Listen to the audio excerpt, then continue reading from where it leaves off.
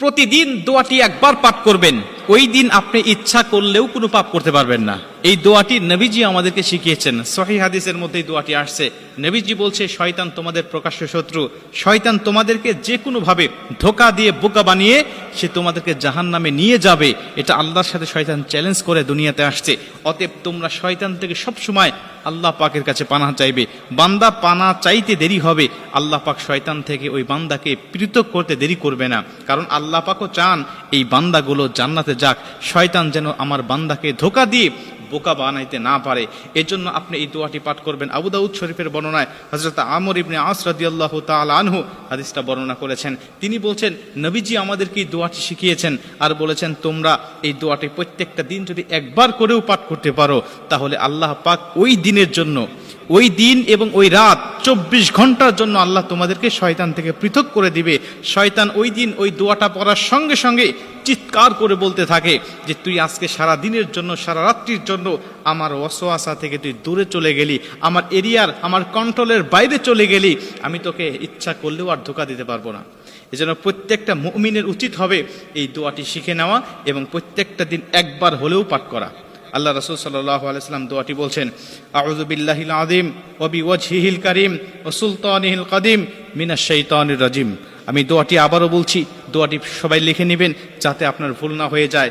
সহি সুন্দর করে আস্তে আস্তে আপনার প্রত্যেকটা দিন একবার হলেও পাঠ করবেন। আউযু বিল্লাহিল আযীম ওয়া বিওয়াজহিল কারীম ওয়া সুলতানিহিল কাদিম মিনাশ শাইতানির রাজিম। নবীজি বলছে, তুমি এইভাবে আল্লাহ পাকের কাছে এই দোয়াটি পাঠ করে শয়তানের কাছ থেকে তুমি পানাহ চাও, আল্লাহ তোমাকে শয়তান থেকে অবশ্যই পানাহ করে দিবেন এবং শয়তানের ধোঁকা থেকে তুমি মুক্ত হয়ে যাবে। শয়তান তোমাকে ধোঁকা দিতে পারবে না। শোনো, এই শয়তান এমনই শয়তান যে অন্যান্য নবীদেরকেও গুমরাহ করার জন্য সে উঠে পড়ে লেগেছে, কিন্তু আল্লাহ নবীদেরকে স্পেশালভাবে প্রোটেক্ট দিয়ে আল্লাহ পাক তাদেরকে হেফাজত করেছে। আপনারা অবশ্যই জানেন, আমাদের আদি পিতা হযরত আদম আলাইহিস সালাতু ওয়াস সালামকে শয়তান ধোঁকা দিয়েছিল। আল্লাহ বলেছিলেন, তুমি যাবে না গন্ধমের কাছে। শয়তান এমনই ভাবে, এমনই কৌশলে, এমনই হিকমতের সাথে তার কাছে এসে ধোঁকা দিতে লাগলেন আর বললেন, আল্লাহ কেন তোমাকে নিষেধ করেছে তুমি কি জানো? ওই গন্ধমের নিকটে, ওই গাছের নিকটে কেন তোমাকে যাইতে নিষেধ করেছে তুমি কি জানো?